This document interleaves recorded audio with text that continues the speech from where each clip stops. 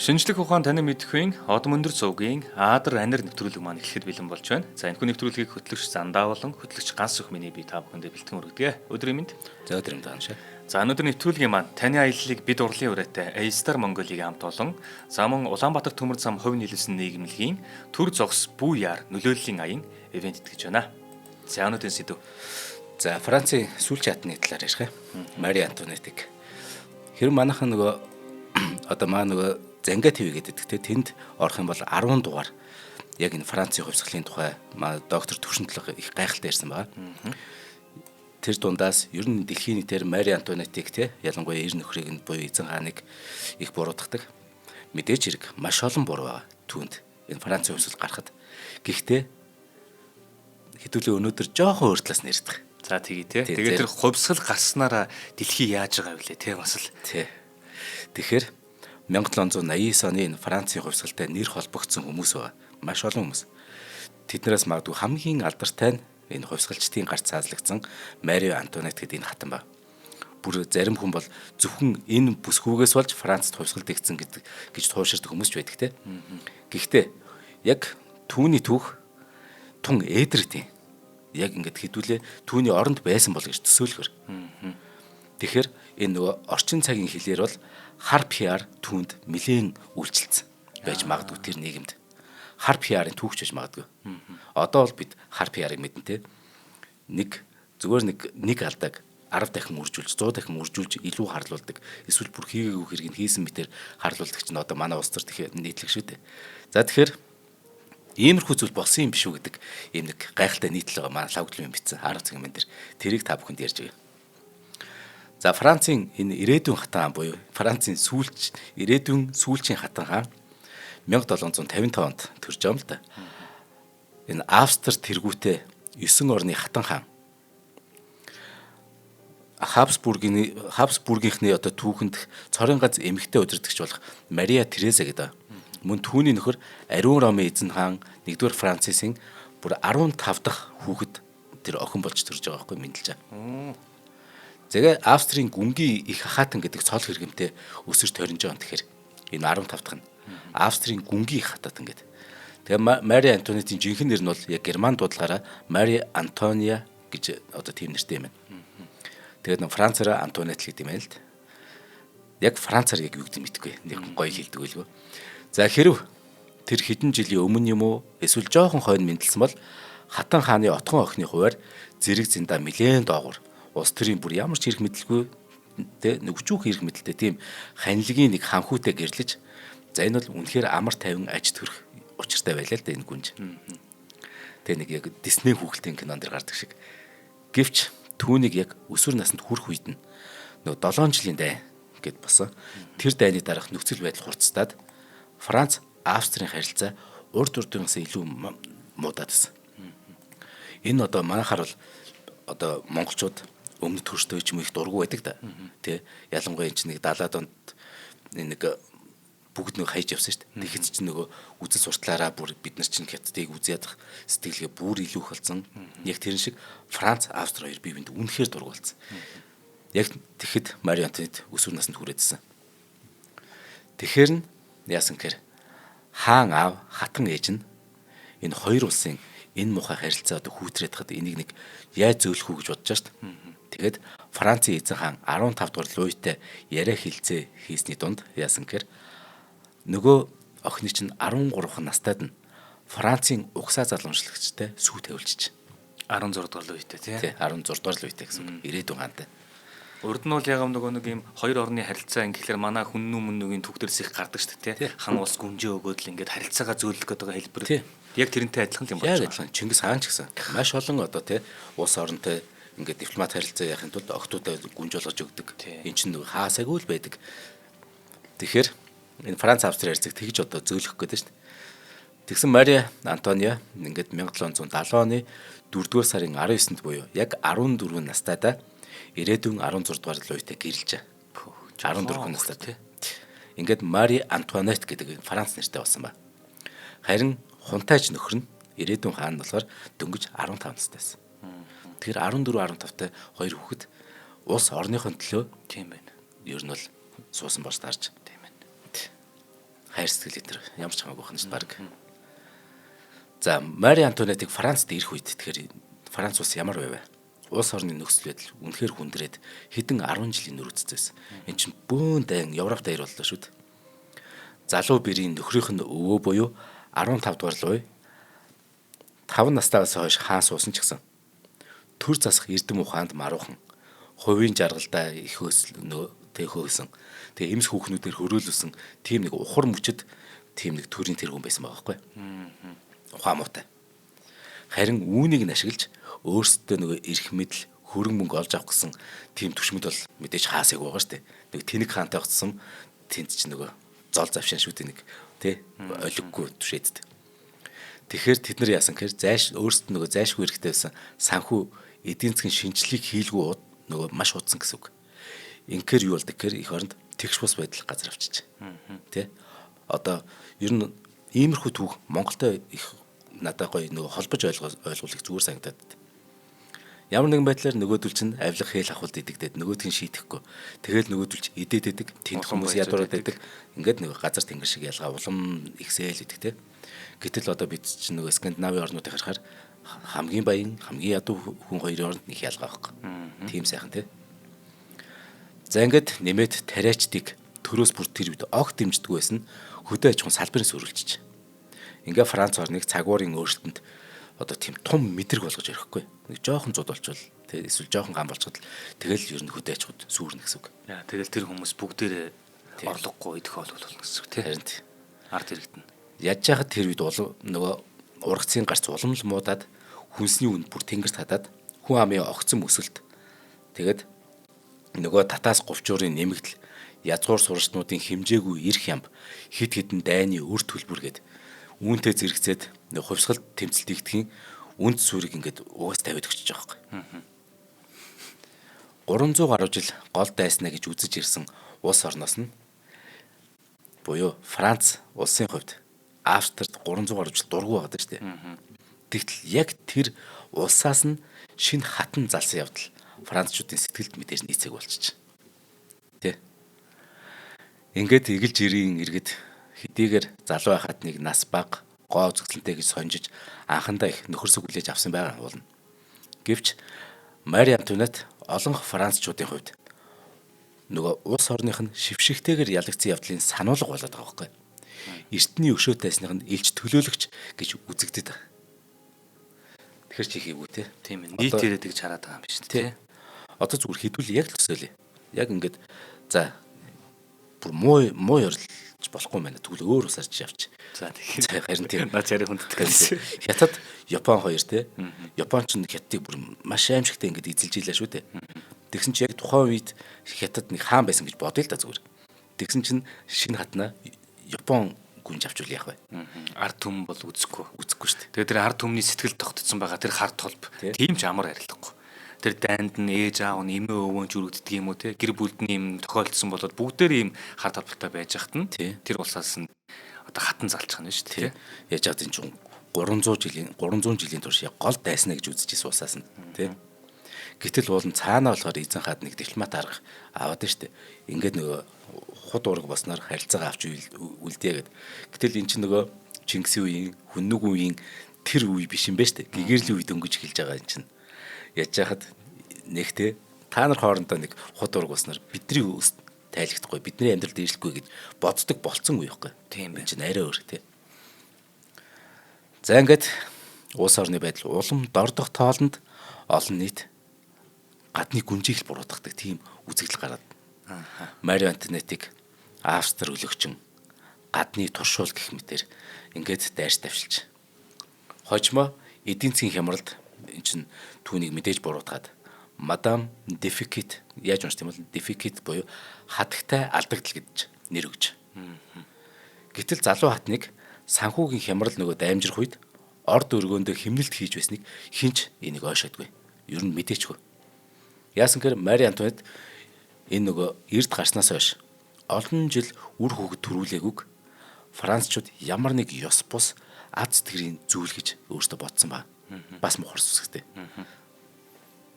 Тэдний харин Австри өлөгчин хинээс ч хамаагүй хүүхэд олж улс орных нь хаан ширээг булааж мэдэх аюултай гэж үзээд байгаа байхгүй.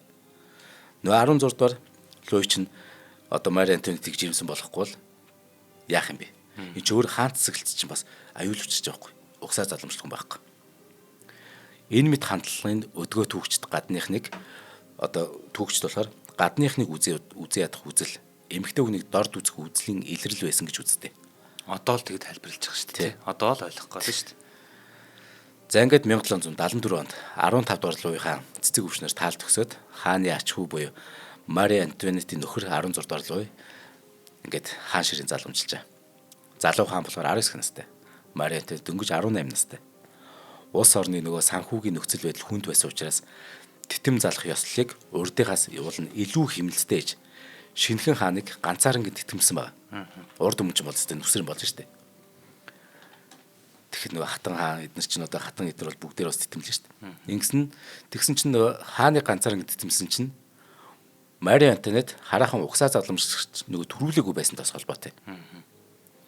Ингээ хэмжээгүй эрт хаан цэцэглэлт орныг хитрхи залуудаа удирдахаар усан нөгөө хаан хатан хоёр чинь титэмлэх ёслолын үеэр бурхан минь засаг барихад бид дэндүү залуухан байх шүү дээ. Биднийг эвэж хайрлаач бурхан минь гэж залбирсан багш дуул. Залуухаас үнэхээр мэдээж ямар туршлагагүй. Тэгээ бэлтгэлгүй. Дээр нь нөгөө зөвлөхүүдтэй. Тэр дундаа Морепа, Virgin гэдэг хоёр сайдтай хит итгэж найдсан ба. Гэтэл эн чин тэр үеийн сайд нар чинь хөгийн гарууд байсан шүү дээ. Нөгөө хаан олхиог байсан болохоор бүгдээр нь хөгийн гарууд те. Гэтэл нөгөө түлдээ хит итгэцэн. Нөгөө олон жилийн туршлагатай гэд шал дэмий нөгөө юмд найдаад. Тэгээд улс орных нь байдал үнэхэр хүнд баг. Тий. Ард иргэд бол те. Зүгээр нэг оч хаяхад гал авалцах гэдэг байгаа шүү дээ. Те. Амьдрал ах юм бах. Харин ингээд ямар ч засаглаж Нарис 18-тай хоёр хүүхэд. Тэгээ нэг 10-аад жил засаглалсан байгаа.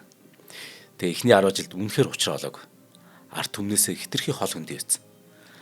Ингээд энэ 10 жилд чинь нөгөө залуу хосын хувьд нэр нь улам цэвтэж байгаа байхгүй. Амьдрал улам дооротод идэг. Жишээ нь 16 дугаар Луи хаан болсноос ердөө 2-7 хоногийн дараа их нэртэй Тиранон гэдэг бяцхан шилтгэн бэлгэлж байгаа байхгүй. Яа бурхан минь те.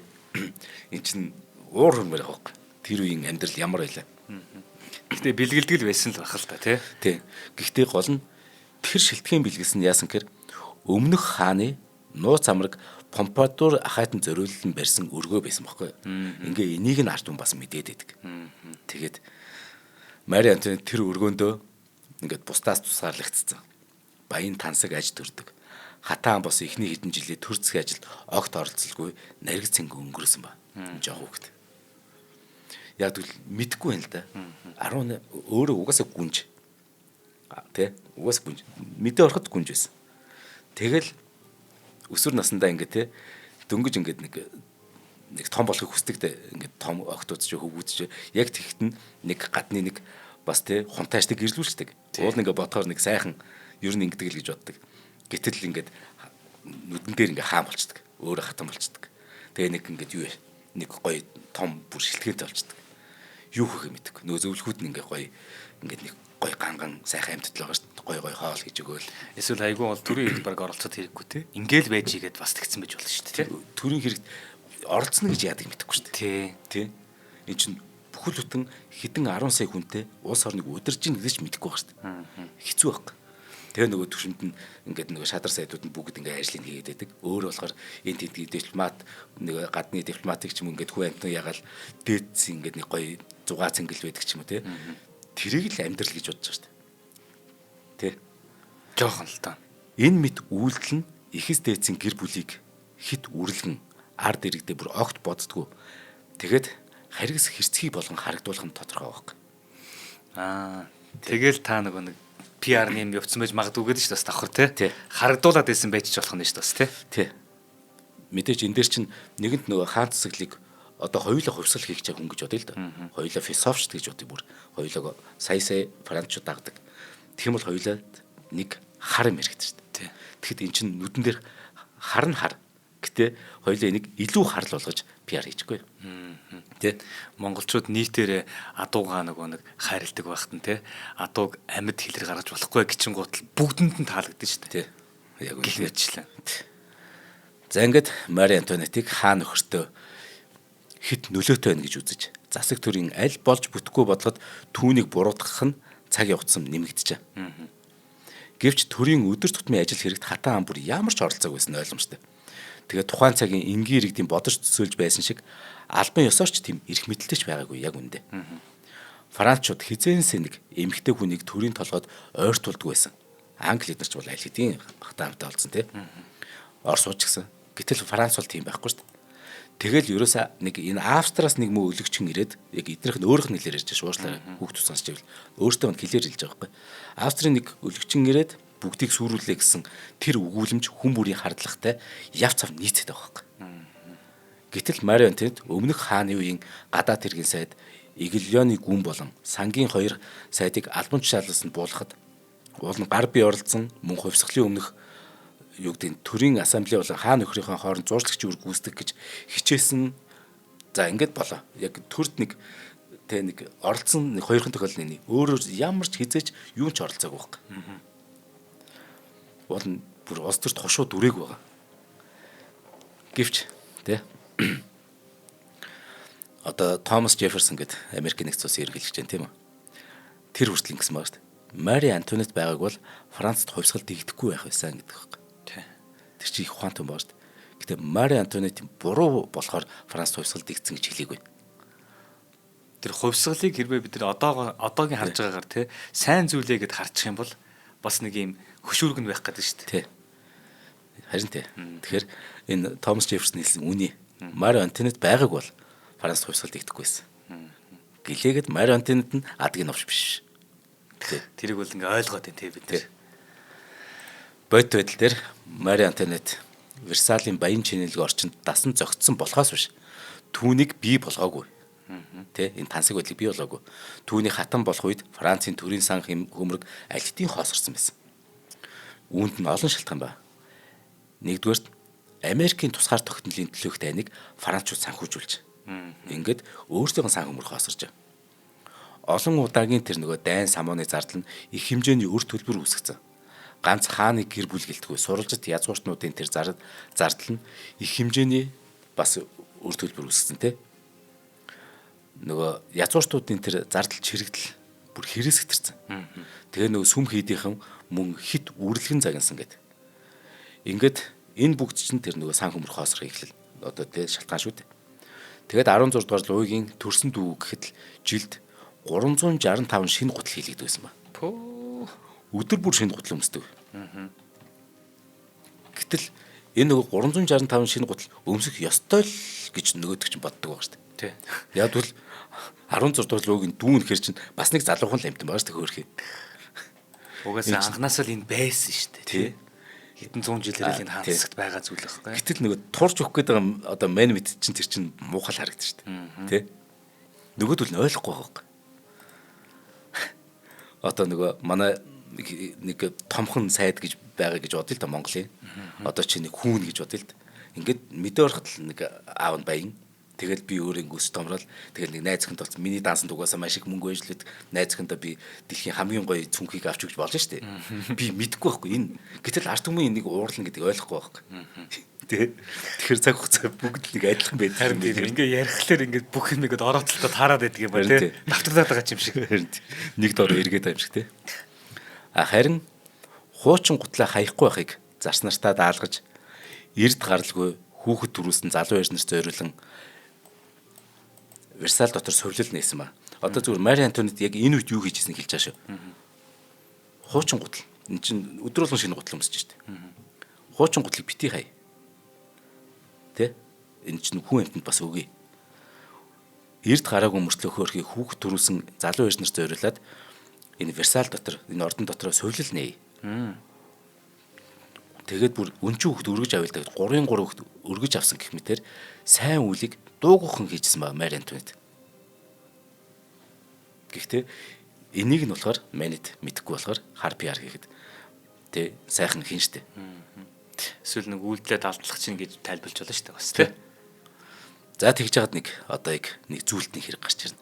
Тэрийг хамтран ажиллахын дараа яар. Энэ бол яг одоо харпиар гэхэд үнэн гоё юм бол. За танин мэдхүү гэдэг зүйл айгүй ийм их сайхан зүйл байдаг юм аа. Хэрвээ бид нар одоо энэ жишээлбэл өнөөдөр ярьж байгаа Мари Антонет гэдэг те Мари Антонет гэдэг байгаа энэ Францын сүүлчийн одоо хатан хааны талаар өмнө нь мэддэг байсан бол одоо зүгээр анх удаага сонсож байгаа хүмүүс биш болно л да. Хэрвээ өмнө нь мэддэг байсан бол бид нар нөгөө Францын сая нэг хэдэн онд боллоо Олимпийн нээлт те Олимпийн нээлтэн дээр ихэд чим тийм Мари Антонет зориулсан юм үзүүлбэр хүртэл тавигдчихсэн шүү дээ. Тэгээл тэр нөгөө нэг голын ирэг дээрээс маш олон эмэгтэй хувьсуулчдын юу босч ирэл хөшөө босч ирэл гэх мэтлэн те. Ингээд ямыг таньж мэддэг болчих юм бол тэрийг бид ингээд ойлгоод хүлээгээд авч чадах юм. Тий. Одоо тэр ордноос хүртэл ингээд цус үсэрч байгаа сте. Тэр чинь Мари Антонетийг бас юу яаж штэ илэрхийлж тээ. Хэрвээ бид нар ингээд энийг мэдчих юм бол тухайн улс руугаа аялаад очиход тэр улсаа илүү их мэдэрнэ. Та өөрөө юм дотроо нэг юмтай болсон тэрүүгээрээ тэр улсыг үзнэ гэсэн үг байхгүй. Тэрнээс биш ямар ч улсад зах байгаа. Манай Монголд ч тэр наран туул байна. Одоо хар хорин гэдэг юм өчнөө олон захууд байна. Одоо Туркэд очих юм бол тэр эртний тэр захууд нь байна. Ингээд дэлгүүр мэтээр хошоос идэж болно. Гол нь та очиод тухайн улсынхаа түүхийг ч юм уу ямар нэг юм мэддэг бол тэр улсыг бүр шал ондоогоор хараад эхэлдэг. Одоо жишээлбэл нэг Турк гэдэг чинь нөгөө Мустафа Кемал Ататүрк гэх те. Ататүркийг ямар их хүндэлдэг вүлээ. Тэр хүнийг ойлгочоод тэнд очингууд л тэр эмэгтэйчүүдийн сонгуул эрхийг нээж байгаа тэр 12 оны үйл явдал модал те. Яагаад тэр улсын эцэг гэж дүгнэдэд байна гэх мэтчд ямиг ойлгоод очих юм бол барилга гудамжинд хөдөл үзэсгэлэнтэй харагддаг. Яг үнэ те. Яг тэрнтэй адилхан ийм гоё танин мэдхүн аяллыг манай Одон Мөндөр суугтай хамтраад A-Star Mongolia хамт олон маань зохион байгуулдаг. Энэ хамт олон маань эндээ маш их дуртай. За тэгээд энэ удаагийн аяллыг болохоор бид бүхэн хамтраад 4 дахь аяллыг гаргаж байгаа. Энэ удаагийн аялал хаашаа явах юм гэхээр Вьетнам, Камбож улсын 4 хотын аяллыг танилцуулж байгаа. За тэгээд хэрвээ хэдүүлээ манай Дельта аялал маяллуудыг сонирхоод үзэх юм бол бид нар нөгөө Вьетнамаар явсан, Камбожоор явсан те. Тэгэхэд Камбожд гэхэд ч нөгөө нэг Пол Пот буюу нөгөө нэг цус яргаллыг үлдэж байгаа тэр нөхөр тэрний өнөөдрийн хүртэл үлдээсэн байгаа тэр их хүн хядсан тэр өвчлөл те. Одоо тэр хүмүүсийн сэтгэл суусан хар талбай одоо хүртэл байдаг. За тэгээд нөгөө социалист орон гэж нөгөө 3 удирдагчийн зураг нь байж байгаа жишээ нь энэ тэнд явж байхад залуу хааныхын зураг нь ингээд байж байгаа гэх жишээ нь. Хэрвээ тэр улсын талаар ингээд сонирхож мэдж байгаад аялах юм бол тэр улсыг илүү их гоё мэдэрдэг. Гэтэл нөгөө Камбож ч өөрөө маш их бас соёл иргэншилтэй хүчрхэг хаанд улстай байсан. Тэрнийх нь үлдэгдэлгээд Анкор Ват гэдэг маш том байгууламж байгаа тий. Сүм хийдийн байгууламж. Одоо баг хот юм шиг байгаа ш нь чинь бүр тойроод хамгийн том сүмийн зохицолбор. Сүмийн зохицолбор гэж явдаг тий. Маш том юм байгууламж байгаа. Тэгэл тэр Анкор Ватыг яг тэр нар жаргах үед урдаас нь үзэх. Тэгээ тэр чинь урдталтаа маш юм өргөн том голтой. Нуур юм уу? Хиймэл нуур. Тэрнгээр чи нөгөө нэг усынхаа бүх зохицуултыг хотынхоо зохицуулт юм хийдэг байсан гэл. Ингээд сонирхоод очиод үзэх юм бол энэ бүр маш амттай аялал болдог. Тэгэхээр манай Од Мөндрийнхэн өөрсдөө яг энэ тайлбаруудыг хийгээд явна. Манай Батцаяаг хөтлөгч маань, манай хөтлөгч Урнаа, хөтлөгч Зулаанаар хамт яваад яг энэ одоо Анкор Ватыг за тэр Кохгер гэдэг байгаа бас Кохгер пирамид гэж байдаг те. Эдний талаар түүхийг нь одоо нөгөө нэг олдсон байгаа археологийн олдвор нь яаж явсан гэх мэтлэн энэ гой зүйлүүдийг яриад явна.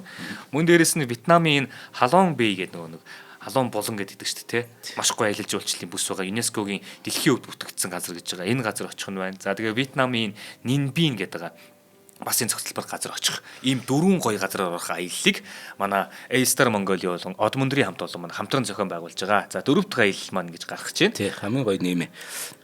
Энийг маа нөгөө захирал Зулаа, тэгээ маа Бацаа, тэгээд Урнаа, тий.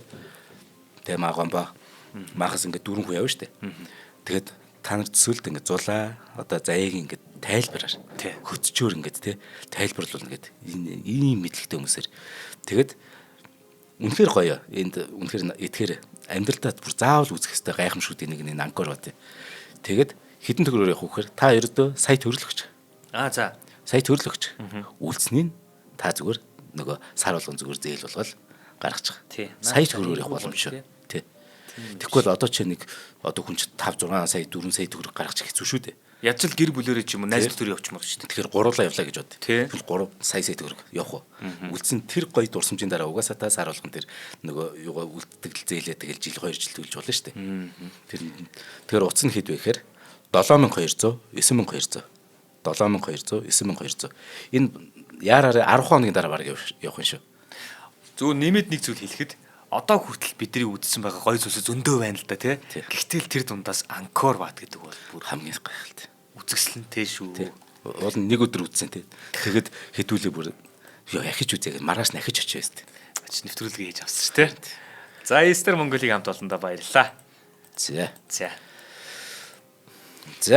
тэгэхээр нөгөө Мари Антонет нэг юм болж 1784-өөс 1785 онд дэгцэн нэг очир эрдний зүйлтний хэрэг гэдэг юм байна.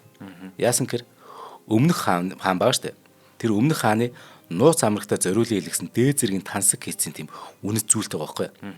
Тэр зүйлтийг Мари Антуанетт худалдах нэрээр түүний нэрийг барьж агаад Хатан хааны нэртэй хид хідэн хуурамч захидал үйлдсэн Жанна Ламот гээд заллигч эмэгтэй байгаа. Тэр эмэгтэй хэрэг олон сар үргэлжлсэн тэр дуйлан шуган дэгдээсэн. Тэгэд эцэст нь хэргийн буруутан мэдээж ил болоод Хатан хаан юу ч мэдээгүй ямар ч оролцоог нь батлагдсан ч гэсэн Францын ард түмний дунд болохоор яасан гэхээр зөвхөн Мари Антуанетт л ёроолгүй шуналтай. Хөөрхийн нөгөө Жанна Ламот гээд бүсгүй гар хөл болгосон гэдэг гэмт хэрэгтний дүртэй болж хоцорсон ба. Ховж цуу яриагаар дүүрэн уг явдал хувьсгал дэгдэх урьдч нөхцөлийг бүрдүүлсэн хамгийн гол дуйлаануудын нэг болж байгаа. Яг энэ хэрэг тий бүр ярих юм бол бүтэн ахаад нэг нэвтрүүлэг болох гэдэг юм л да. Тэг гачин болд юм аа энэ чинь. За ингээд улс орны байдал хүнд хэцүү байсан ч гэсэн хаа нөхөр нь гол нь 16 дугаар зууны өөрөө тийм нэг шийдэмгээ бус. Тэгээд угийн тэмдэг сул дорой байсан. Энэ эцтэй Мари Антуанеттийн хувь зээг шийдсэн юм л д. Бүгдийг эзэн хаан шийдэж ирсэн хит тэнцвэргүй тогтолцоо нэг хитрхи хэрэг мэтлээ хаанд байхаар Францын хаан засгийг угаасаа л нэг эрт өрөө нэгэн цагт эцэс болох нь тодорхой байсан. Гэхдээ 16 дугаар зуугийн доод болон дундаж давхархынтай харилцаа холбоо тогтоож чадахгүй байгаа нь тэр чадаагүй нь мөн өөрийгөө хэмжээгүй ихт хаант төрийн гол дүр болсноо мэдсэн ч гэсэн юу ч хийлгүй ард түмнээс үргэлж хол хөндөй байсан нь тэгэд эдийн засгийн бодлогыг шинжлэх ёстойг ойлгож байсан ч гэсэн нөгөө урагшгүй зөвлөхүүдийнхээ үгэнд орж баячуудаас нөгөө татвар авалгүй зөвхөн ард түмнээс аваад язгууртнуудаас нэг сохор зоосон ч татвар авахгүй байсан. Энэ болгоноос хойш суусна. Ингээд уламж тогтцоог хит улаан өөрөө хамгаалсан байдлыг бүрт ордуулчих. Орчноо мэдрэхгүй. Тий. Тэгээд ямар нэг юм болоод ингэн гутал шүүмж гарах юм бол нөгөө л мó хойтлын хар аваахаа гэдэг шиг тий гээд байгаа юм байна л да. Тий. Одоо ингээд гадаад дотоодын олон хүчин зүйлээс болж эдийн засаг сайжирч болно, бас муудаж болох шүү дээ. Маах ч одоо 12 онд чинь нүүрсэн тий хятад чинь одоо нүүрс бүр ингээд авахыг маш их хүсэжсэн. Нүүрсний үнж гоё ялж байхад манайх бол хаа сайгүй үнэхээр тансгэлж ялаа шүү дээ. Одоо ингээл ер нь Азийн 5 дахь баг гээд болчихж байгаа юм байна даа гэл. Бид нар одоо л Сингапур, Хонконг, Өмнө Солонгос шиг тий Тайван шиг тийм 4 барын араас 5 дахь бар болж гарч ирж байгаа юм байна гэл. Тэгэл соёл яралээс дэлхийн нөхцөл байдал гэж байна шүү дээ. Тэгээс бүх юм байхгүйсэн, унсан. Тэгтэл тэрэн дээр чинь бөөн бизнес бас ингээд нэг юу яж байгаа шүү дээ. Эхлүүлсэн байдаг тий. Ингээд нөгөө чинь энэ нөхцөл байдлаас болоод нөгөө хэцүүдэд эхлэхээр яах вэ? Чи нэг бизнес эхэлсэн дампуурах гэдэг. Би нэг бизнес эхэлсэн дампуурах гэдэг. Хоёулаа ингээд уур хүрээд байгаа шүү дээ. Бурхамдаад байна шүү дээ. Тэгэхээр хүсүүсүг яг зөв буруутай байна. Тэгт буруутай хажид л одоо нэг сайд нь те ярьцлага гэж жаад ингээд нэг цаг зөөцсөн байсан. Нөгөөдгийг харсан ч 30 мянган евро муура гэвэл уур хүрнэс те шүү дээ те. Яг тэр шиг юм болоод байгаа байхгүй. Тэр нь те. Ингээд 16 дугаар зууны сайд уулын түшмэцтэйгээ их таарамж өгөө. Эн чинь бас буруу. Бүгдэнтэй л хэмнэгдэлтэй байх хэрэгтэй. Нөгөө тэр авилагч түшмэл сайд байна уу хин бүгдэнтэй таарамжтай. Ингээд эн чинь нэг үг хэлээр ярих хэрэгтэй шүү дээ. Тэгэхгүй нөгөө төгөөч ингээд таарамж муутай тэгээ ямар нэг ингээд том чуулган болж байгаа шүү дээ. Ингээд нэг улсын хэрэг хилцээтэй шүү дээ. Тэгж яхад мэдрэлтэд тэр уулзлан дээр ингээд дуг хийгээд бүр тэгж яхад хурхирч мөрхөрөөд. Ингээд ахаар чи нөгөө түшмэд нь дургу арт түмж дургу болчоор одоо энэ хүн яах үнэхээр ганцарч байгаа. Тий. За ингээд амьдралынхаа 3-2-ыг Францд өнгөрүүлж хааны угсаа заламжлах 4 хүүхдийг болон төрүүлж байгаа Мари Антуанетт. Гэхдээ л насан туршдаа Францчуудын хувьд гадны хатан хэвээрэл. Австрийн шинэ эзэн хаан болсон төрсөн ах нь байгаа байхгүй. Тэгтэл төрсөн ах нь Австрийн эзэн хаан болчиход байдаг. Тэгсэн төрсөн ахаасаа Францын дотоод хэрэгт оролцохгүй байхыг хүсэж байгаа. За. Ингээд бити оролцоорой ахаа гэд. Тэгсэн ардын бослого тэмцэл газар аваад хувьсгалт тэгдэг нь тодорхой болох үед зөвлөхүүд нь хатан хааны хүүхдүүдэд аваад цаг алдалгүй зүхтахыг зөвлөж. Тэгсэн Мари Антуанетт яасан гэхээр би хаа нөхрөө хажууд эцэг хүртэл байна гэдэг үг гэлдэг байхгүй. Уулын жавцар руугаа зогтчихвол шүү дээ. Тийм шүү дээ. Ахын тэнд билээхэн хамгаалттай бүх бүтэн өөрийнх нь улс нь байж ах та. Тий. Гэхдээ энэ шийдвэрийг нарт өмнө мэдэхгүй шүү дээ. Энийг тэгээ өөрөө ч нөгөө өөрт хэрэгтэй PR-аас хийхгүй байгаа байхгүй. Энд чинь ер нь альва зүйл одоо PR дээр тогтоод байна шүү дээ. Улс төр гэдэг бол би нэг зөв юм хийсэн бол тэрийг заавал PR-дна. Тий. Тэгээ явах юм бол тултал нь явал. Тий. Ахаад зөв юм л заавал PR-дна. Тэгээ maaхан ингээд жоох улс төр бас ойлгоорой гэж зөв зарим хүүхд залуучууд байвал хэлж байгаа. Ингээд нэг юм хийгээд тэрийг PR-дад байвал аргагүй хөөрхөд тэхгүй бол юу ч хийгээгүй харагдаад нөгөө хар PR-чд нь нөгөө нэг жоох алдааг нь мянган алдаа болгоод бид нар нөгөө үннээс холдоод явчихдаг. Тэгээд гэтэл эн чинь болгоор тий хар PR живжиж өөрөх нь нэг зөв юм а олигтой PR хийчихээг байхгүй. Энэ юу н PR-ын төг шүү. Тийм энэ нэвтрүүлэг тий. Тийм юм гэхдээ байхгүй байхад хийгдэт байгаа гэсэн үг шүү дээ тий. Тэгэхэд дэлхийн 2 дугаар дайны үед юу болсон? 6 дугаар Жорж хаан тий.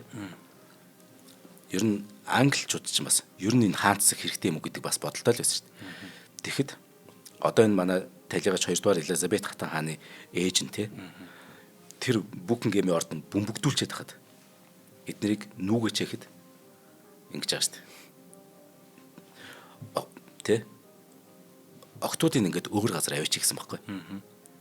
Ингээд аюулгүй газар авчиж л дээ гэд. Тэгсэн чинь хатан тэгж.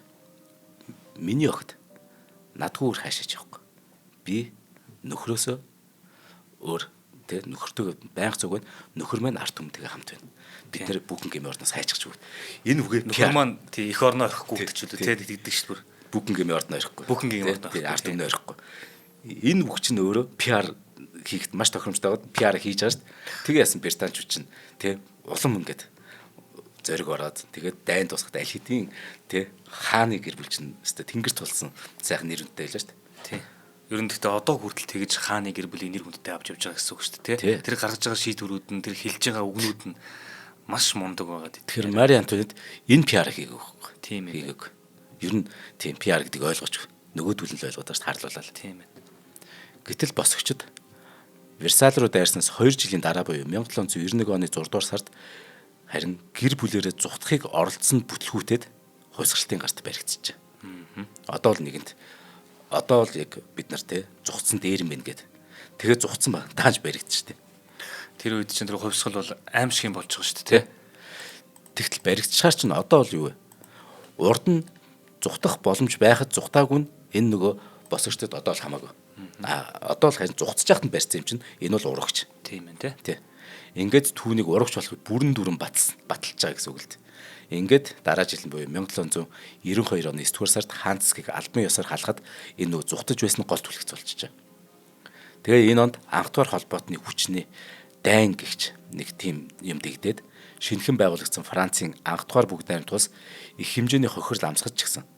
Францчууд буруут нь Мари Антуанет гэсэн хэвээрэлсэн. Аль хэдийн хаан цэцэг байхгүй болчиход багт. За тэгээ энэ бүхэн дээр нөгөө дээр дурдсан улс орны хүнд хэцүү нөхцөл байдал гадаадынханд үйл итгэх үзлээс гадна бараг 20 гаруй жил тасралтгүй хэвлэгдсэн Мари Антуанетийн эсрэг элдв памфлет доромж утгатай зураг хөргөөс болоод түүний нэр нь төмөрхөр шалаар нэг болсон. 20 жилийн турш хар PR явсан. Амар энэ тий. Францын хэдэн 10 жил үргэлжилсэн тэр зах замбраагүй байдалд билээхэн буруутан үргэлж байсан тэр нь дандаа л Мари Антуанет байсан. Түүнийг ерөөсө бүр жирийн эмэгтэй биш. Хормон донтой ад шүтгэр гэж үзэж байсан. Одоо яг тэрийг яг бол та бүх ингээд Google дээр хайгаад үзээр. Ерөөсөө л Мари Антуанетийг тэр харлуулсан PR дээр нь ямар нэг эротик аястай доромж зургууд дандаа байна. Тухайн цагийн элдв ёс бус тийм хачаа хачин дүрслэлтэй зургууд битүү штэ. Тэгвэл тэрийг яг хийгээд байна тий. 20 жил ингээ хийчихэж чинь. Тийм. За хоёулаа хамтран ажиллаж танилцуулаад төгсгөлийн нэг тий. За тэгээ. За нэвтрүүлгийн маань хамтран ажиллагчаар Улаанбаатар төмөр зам хувь нийтлэлсэн нийгэмлэгийн хамт олон маань оролцож байгаа. За тэгээд бид бүхэн бас маш олон дугааруудаа хэлж байгаа. 2022 онд одоо энэ яг гарам дээр зохисгүй үйлдэл хийж одоо автомашинтайгаа явж орсон ч гэдэг юм уу эсвэл мал амтан явж орсноос болоод 2022 онд 238 удаа яаралтай зогсолтыг хийсэн. 2023 онд 266, 2024 онд 195 гээд нийтдээ 3 жилийн хугацаанд 700 гаруй яаралтай тоормсыг хийж зогссон байдаг. Тэгээд яг энэ гарам дээр зогсоод байгаа энэ зүйл нь болохоор ингээд олон ширхэг болоод эхлэхээр чинь 167 цаг галт тэрэгний хөдөлгөөн зогссон гэсэн үг юм байна. Ер нь 3 жилийн хугацаанд. Тэгэхээр бидэрт нөгөө нэг ийм цаг алдаж болдгоо яг ийм хуваарт ажлууд гэж байна л да тий. Ялангуяа одоо нэг ийм яадаг чи эрүүл мэндийн үзлэгт орох хэрэгтэй байдаг ч юм ингээ хүн ингээд нэг юм яадаг штэ. Тэрнтэй адилхан тэр ачаа бараа тээвэр гэдэг чинь ийм минут секундээр зөрөхгүй байжиж нөгөө аюулгүй тээврүүд нь ард урдаасаа ингээ зөв явж зөрлөж идэг тий. Нэг хэдхэн минутын зөрүүтэй бид нар ингээл нэг өртөөндөө зөрлөгдөө зогсож байгаа зөрүүлж мөрлөдөг штэ. Энэ болгон чинь бүгд цаашлаад алдагдаад явчихдаг гэсэн үг. Тэгээ энэний ерөөсө гол одоо буруут нь юу байсан гэхэлэр мэдээж анхандаа бол нэг юм хөдөө орон нутгаар тавьсан зам амныхаа те одоо тор мор гэдэг ч юм эсвэл юм насташ явах мал амтаа орох хэсгийг жоохон буруу хийснээс болоод ч юм гэдэг байсан бол тэр асуудал бүгднгийн шийдээд эхэлсэн төмөр замын хамт олон маань. Тэгээ бүгд ингээд одоо зэрлэг ан амт маань хүртэл те саадгүйгээр төмөр замын газруудаар ингээд доогуур нь гарцаар нөтөд явах боломжтой болгоо хийцэн байдаг. Одоо үлдсэн зүйл нь одоо энэ яг суурин газрууд байгаа энэ гарамнууд. За тэгээд энэ гарман дээр та өөрөө гэр бүлийнхээ аюулгүй байдлыг автомашинд засаж байгаа хүмүүсийг за магадгүй хамт эргэн тойронд ч байгаа автомашинуудаа аюулд оруулахгүй хамгийн гол нь өөрсдийн амь насыг аюулд оруулахгүй байхын тулд ерөөсөө яарахаа болчихоо л гэдэг. Бити яараа. Энэ өөрөөсөө цаанаасаа цаг минут секундтэй байдаг. Бид нар хэдэн минут төгжрөхөө бол тооцоолж мэдэхгүй шүү дээ. А гэтэл яг энэ дээр бол хэдэн минут хэдэн секунд энэ галт тэрэг явж өнгөрнө гэсэн бол яг тэр секундын дагуу л явж өнгөрдөг учраас за энэ хугацаанд та бүхэн маань ядчил нөгөө нэг анх гой төмөр зам тэ галт тэрийг харж исэн гоо тусамжаа бодоод нэг өнгөрөөчгээд юу хүн байх вэ те. Тэгэхээр төр зогсоороо бүү яараа гэдэг энэ нөлөөллийн аяныг хүн болгон өөрсдөндөө гэр бүлтэй хамтдаа хэрэгжүүлцгээе. Ялангуяа бас албан байгууллага дотроодсон гоё ярилцаад идүүлээ. Энэ нэг зүйлийг хотод амьдарч байгаа хүмүүсийн өмнө гоёд яг юм нийтээр амьдрах соёлоо гоё хэрэгжүүлж амьдарцгаая. За төр зогс бүү яар нөлөөллийн аяныг хэрэгжүүлэгч Улаанбаатар төмөр зам хувь нийлүүлсэн нийгэмийн хамт олон байлаа. За дэлхийн нийтээр монголч тэр, оросч тэр, ер нь францч тэр, англи хэл тэр, Америкт Мари Антуанеттиг ингэдэг те. Гадаа бослог гараад иртээ гэсэн чинь Мари Антуанетт яага бослог гараад байгаа гэсэн чинь. Үгүй тэнд хүмүүс нөгөө те талах байхгүй гэдээ уурлаад байдаг гэсэн чинь. Үгүй тэгвэл талах байхгүй бол бэлгуул идэхгүй юу гэж хэлсэн гэдэг нэг ийм бас нэг харф яриад те.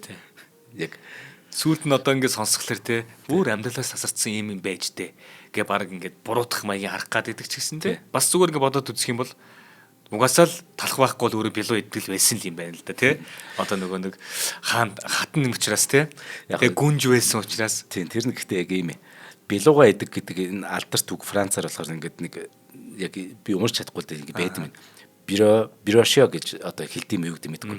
Энэ яг бялууг заагаагүй. Энэ болохоор өндөг цэцгүүтэй нэгэн төрлийн амтад талах юм байна. Нэгдүгээрт. За бирошио гэж хэлчих. Тэгээд зөвийг нь та нар өөртөө комментэр бичээрэй. Энэ бирошиг олон хэлэнд бялуу гэж эндүү ташуу ойлгогдохтой адил. Хэлсэн эзнийг нь хүртэл одоо ч хүн андуурн боддог. Мари Антуанеттиг хэлсэн гэж бодоо та. За.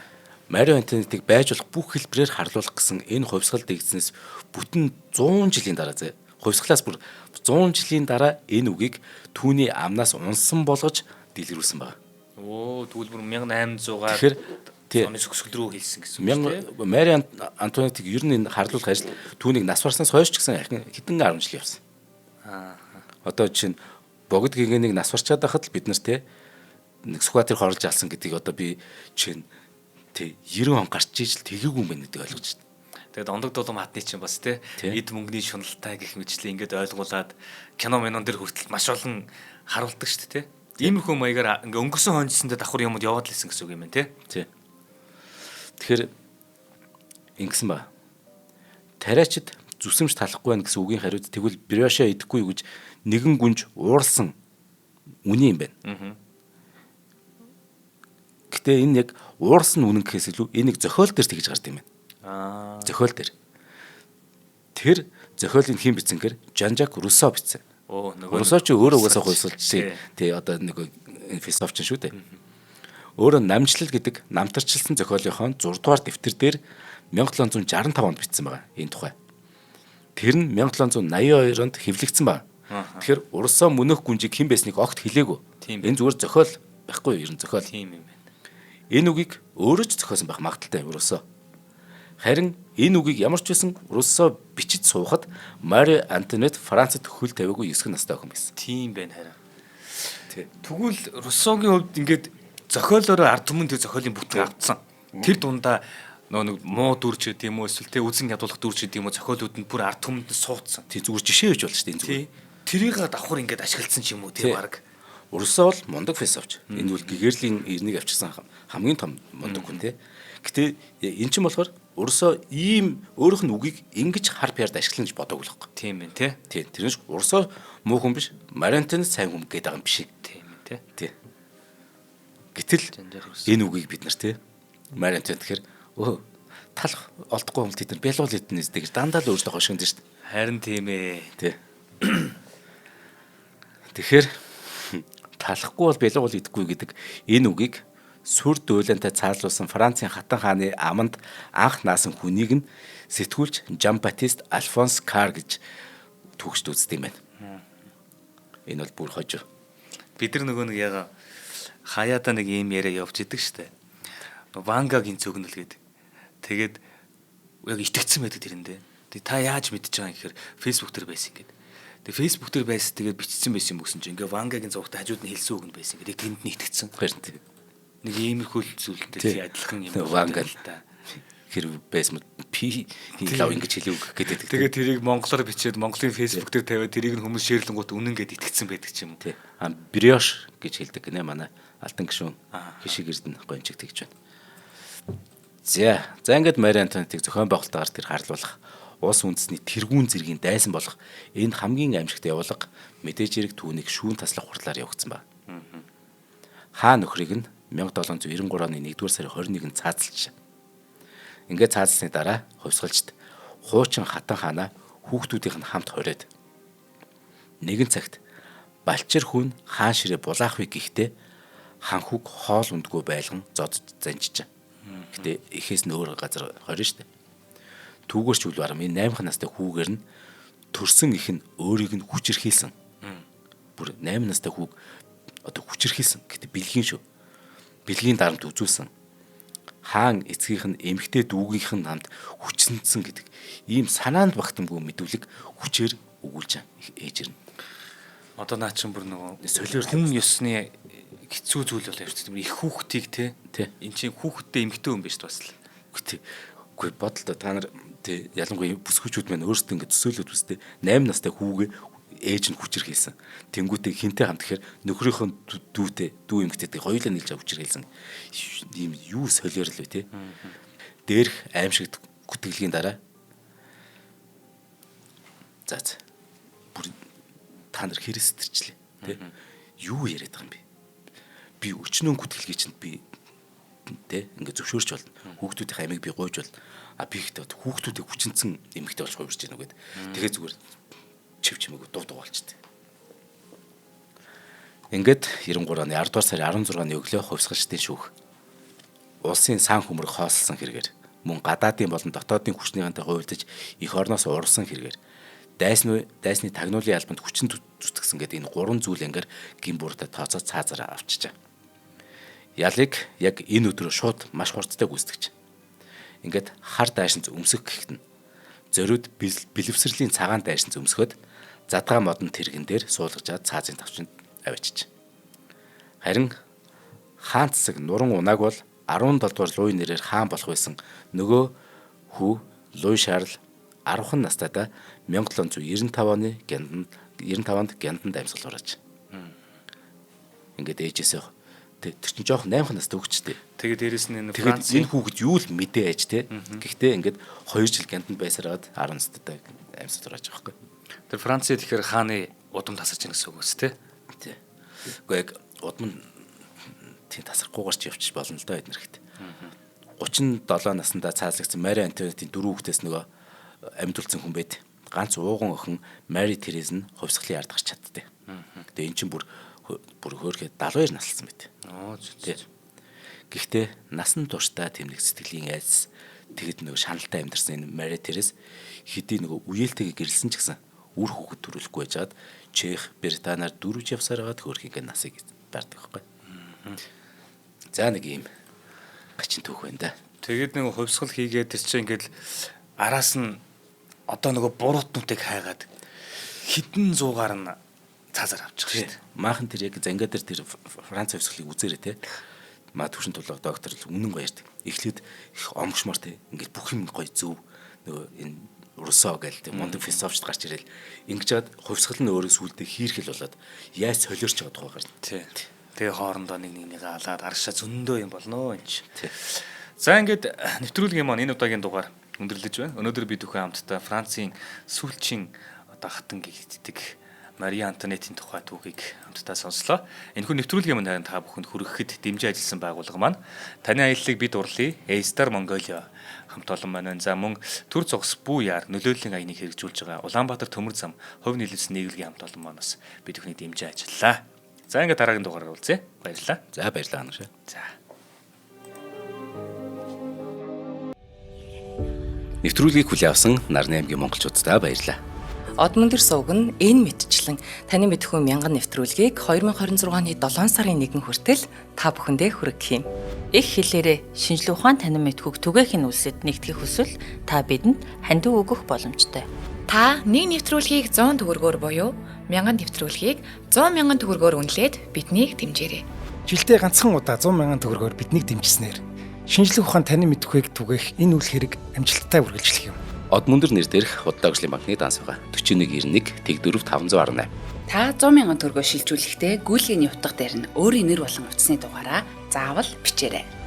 100 мянган төгрөг хандалснаар Одмондөр сувгийн алтан гишүүн болох юм а. Шинжлэх ухаан танин мэдхгүй Монголд ялах болтугай.